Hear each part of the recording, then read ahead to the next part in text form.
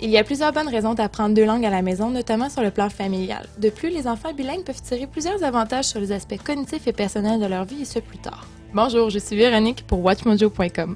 Nous parlerons aujourd'hui avec Caroline Erdos, orthophoniste à l'Hôpital de Montréal pour enfants. Nous tenterons de décortiquer les avantages et les inconvénients d'apprendre deux langues, et ce, dès la naissance. Quelles sont les raisons les plus courantes pour apprendre deux langues à la maison à un enfant? Souvent, c'est que chaque parent va être plus à l'aise dans une langue différente, donc ils choisissent chacun de parler dans la langue qu'ils maîtrisent le mieux. Parfois, c'est qu'il y a une langue à la maison et il y a une autre langue à la garderie ou à l'école. Dans d'autres circonstances, c'est qu'il y a des membres de la famille éloignés qui parlent une autre langue et les parents choisissent d'exposer leur enfant à cette langue-là pour qu'ils puissent communiquer avec les membres de la famille. Parlant des parents qui parlent chacun leur langue, est-ce que c'est vrai que si un parent parle une langue et l'autre parent parle une autre langue, c'est plus facile pour l'enfant d'apprendre? Est-ce que cette idée est préconçue? Est-ce que c'est vrai? C'est pas nécessaire pour que l'enfant développe les deux langues bien, mais c'est un moyen de s'assurer que l'enfant entend assez de chacune des langues pour bien maîtriser ces langues-là.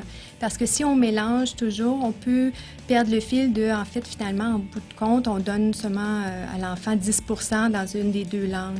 Mais si c'est chacun une langue, on s'assure de faire presque 50% dans une langue, 50% dans l'autre. Donc, c'est un moyen de confirmer ça. Parler deux langues à la maison, est-ce que ça peut créer de la confusion chez l'enfant? Mondialement, la plupart des gens parlent plus qu'une langue et donc ils sont exposés à plus qu'une langue et c'est tout à fait en dedans des habiletés de l'être humain d'apprendre deux langues. Est-ce que les parents doivent s'inquiéter si les enfants mélangent les deux langues lorsqu'ils parlent?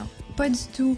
Généralement, si on regarde de plus près ce que les enfants font quand ils mélangent deux langues, c'est qu'ils vont emprunter un mot dans une autre langue parce que le vocabulaire n'est pas nécessairement très étendu dans les mêmes domaines. Donc, par exemple, un enfant qui apprend une deuxième langue à l'école va mieux connaître le vocabulaire académique dans la langue de l'école versus un vocabulaire de loisirs ou de sport. Aussi, ils suivent quand même les règles grammaticales, sujet, verbe, complément. Par exemple, en français, ils vont dire « je eat banane ».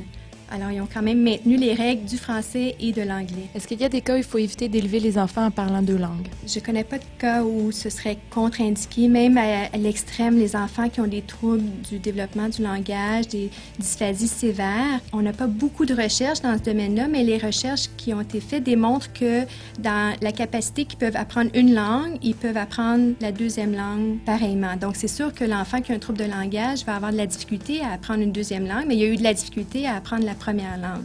Mais au bout du compte, il ne sera pas plus désavantagé s'il est exposé à deux langues. Au contraire, il y a des avantages cognitifs et au niveau du marché du travail, tous les avantages qu'on connaît. Que doivent faire les parents pour s'assurer que les enfants maîtrisent les deux langues parfaitement?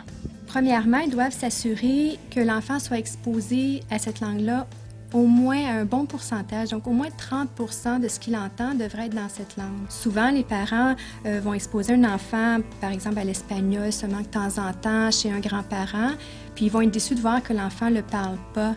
Mais c'est que le pourcentage n'est pas assez élevé pour permettre à l'enfant de bien acquérir cette langue-là. Le modèle langagier doit être bon aussi. Ça doit être quelqu'un qui maîtrise bien la langue, qui est à l'aise dans cette langue-là. Et si possible, on essaie de les exposer à cette langue-là le plus tôt possible. Je vous remercie beaucoup d'avoir accordé du temps pour cette entrevue, Caroline. Ça m'a fait plaisir.